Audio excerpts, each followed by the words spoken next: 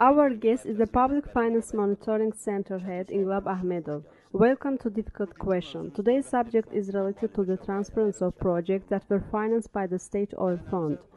First, I would like to know your opinion about the weather. Do you think it's very hot? How are the management's organs working in Baku in such warm weather? As a scientist and public figure, are you satisfied with the sanitary services? I don't know how correct it would be for me to answer this question as a scientist and public figure. However, I would like to claim as a citizen that the situation can be better.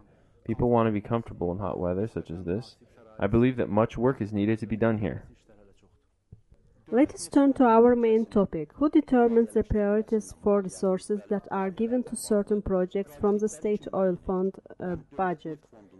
Does public opinion have any influence in this?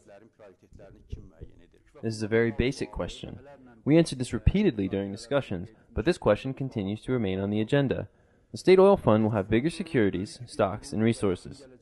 Its policy should be determined in higher and more reliable circles. The fund's expense priorities should be operated at the highest level. You know that the State Oil Fund has a monitoring council. In my opinion, the priorities and strategies of the fund are being discussed at a high level in the government and within the monitoring council, and then decisions are adopted.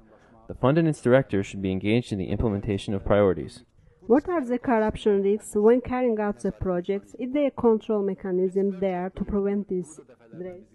Risks are very big, and we have pointed this out repeatedly. It is natural. It is very risky to operate this kind of big organization in a country that has no instructional structure. It's among the highest corrupted nations, is a developing country, and is rich in oil and gas. Corruption risks are very high here. My suggestion should be considered. First, there should be an efficient control mechanism. There should be internal control mechanisms, foreign control mechanisms, and citizen control mechanisms. Do they conduct audits for these projects? What do the audits show? The State Oil Fund is subjected to an annual audit. These audits are conducted by the most famous audit companies in the world. As a result of these audits, the rating of the fund is high enough. This is reality. We believe that the fund is an effective organization. The fund shares different high ratings in a lot of the ratings. However, the fund is not a unique organization. The fund is part of the state management system in Azerbaijan. It is obvious that the relationships with other organizations, especially financial and management organizations, increase its corruption risks. The high ratings that the funds hold does not mean that the big projects financed by the fund are effective or transparent enough.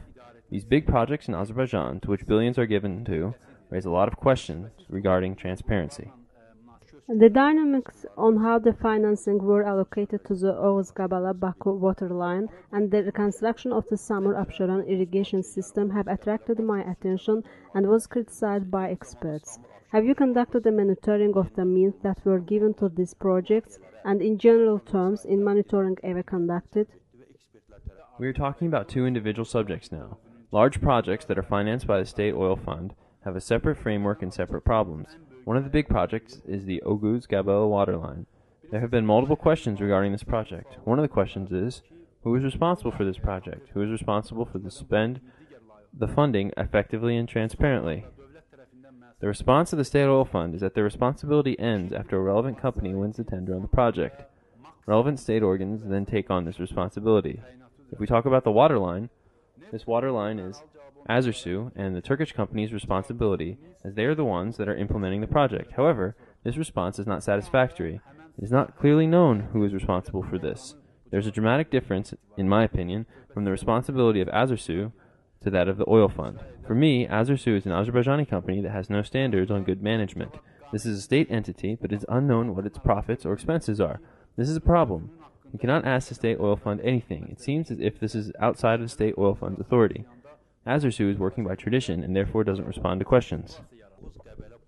The length of the Oğuz-Gabala-Baku water line is 242 kilometers. Experts compare the Oğuz-Gabala-Baku water line with Baku-Tbilisi-Erzurum gas line. That gas line is in 682 kilometers and runs from Baku until the Turkish border. 1 billion AZN was allocated for this project, whereas 744.4 million AZN was allocated to Oğuz-Gabala-Baku water line as of now. Four pumping stations were built for gas pipeline, and pipes were brought from abroad.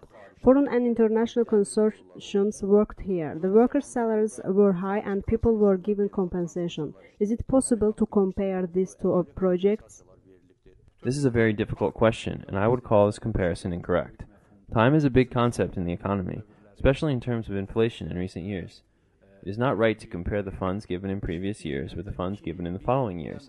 I agree with you that the Waterline project is a big project demanding huge financial resources.